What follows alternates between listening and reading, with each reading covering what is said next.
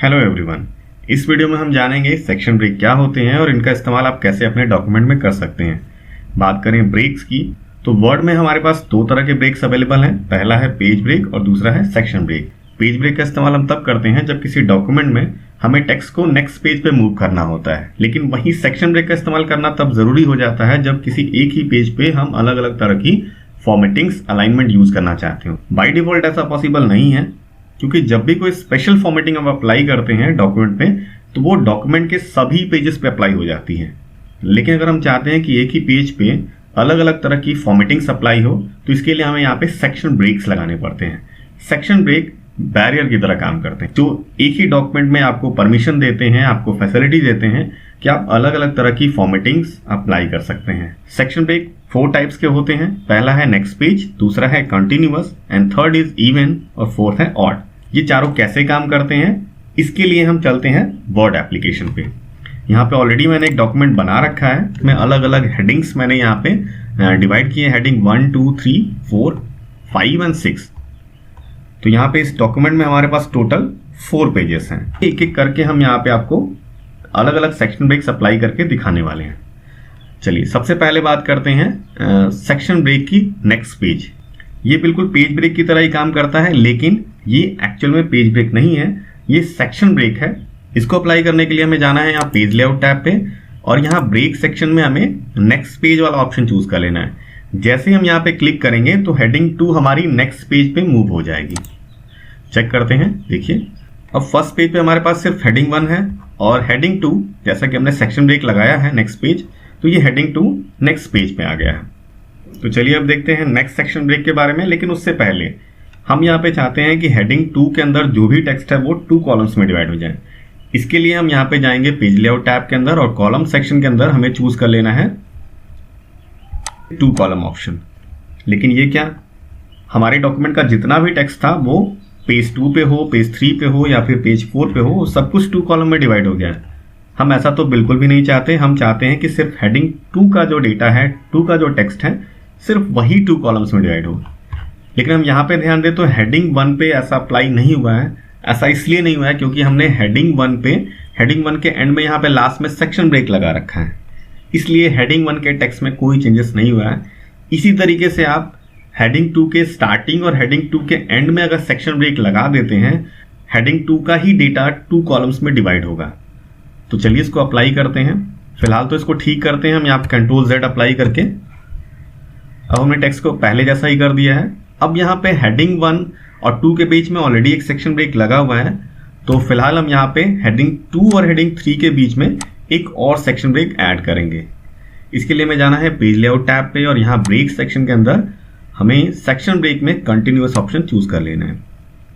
अब यहाँ पे दूसरा सेक्शन ब्रेक लग चुका है। अब यहाँ पे अगर हम टेक्स्ट को 2 कॉलम्स डिवाइड करते हैं तो ये सिर्फ हेडिंग 2 के डेटा को, हेडिंग 2 में जितना टेक्स्ट है सिर्फ उसी को 2 कॉलम में डिवाइड करेगा। चलिए करके देखते हैं। ये देखिए अब यहाँ पे जो टेक्स्ट था वो सिर्फ हेडिंग 2 का ही टेक्स्ट 2 कॉलम्स में डिवाइड हुआ है। बाकी का जो टेक्स्ट है उस पेज पे उसमें कोई चेंजेस नहीं हुए हैं। इस तरीके से अलग अलग सेक्शन ब्रेक लगा के आप एक ही डॉक्यूमेंट में अलग अलग तरह की फॉर्मेटिंग अप्लाई कर सकते हैं। तो चलिए वापस से इसको पहले जैसा करते हैं। अगला जो सेक्शन ब्रेक है वो हमारा इवन पेज और ऑड पेज है। इसका इस्तेमाल हम कब करते हैं? इसका इस्तेमाल तब करते हैं जब आप बुक की फॉर्मेटिंग कर रहे हो। बुक में जनरली अगर आप चाहते हैं कि हमारे जितने भी नेक्स्ट पेजेस स्टार्ट हो वो इवन पेज से स्टार्ट हो, तो आप यहाँ पे इवन वाला ऑप्शन यूज करते हैं। और वहीं अगर आप चाहते हैं कि जो भी नेक्स्ट पेज हो वो ऑड पेज से स्टार्ट हो, तो आप यहाँ पे ऑड वाला ऑप्शन यूज करेंगे। तो फिलहाल हम हेडिंग 3 से पहले कर्सर को प्लेस करते हैं और यहाँ पे ब्रेक्स में जाके हम यहाँ पे इवन पेज ऑप्शन चूज करते हैं। अब यहाँ पे आप चेक करें तो हेडिंग 3 जो है हमारा वो नेक्स्ट पेज पे मूव हो गया, यानी कि पेज नंबर 4 जो कि एक इवन पेज है, और हेडिंग 2 के बाद जो भी है ऑटोमेटिक स्पेस जनरेट हो गया है। तो इस तरीके से आप बुक में सेलेक्ट कर सकते हैं कि आपका जो भी फर्स्ट पेज हो किसी चैप्टर का वो इवन से स्टार्ट होना है या ऑड से स्टार्ट होना है। अब यहाँ हेडिंग 4 से पहले कर्सर प्लेस करते हैं और हम फिर से अप्लाई करके देखते हैं इवन पेज। अब यहाँ पे अगर आप ध्यान दें तो हेडिंग 3 हमारी पेज नंबर 2 पे है, हेडिंग 4 पेज नंबर 4 पे है, यहाँ पेज नंबर 3 मिसिंग आपको दिखाई दे रहा है, और नेक्स्ट जो हेडिंग है वो हमारी पेज नंबर 6 पे है, पेज नंबर 5 नहीं है। यानी इस तरीके से हमारा जो भी अगली हेडिंग स्टार्ट होगी वो इवन पेजेस से स्टार्ट होगी। चलिए देखते हैं, अगर किसी डॉक्यूमेंट में पहले से ही ढेर सारे ब्रेक्स लगे हुए हैं तो उसे रिमूव कैसे करना है।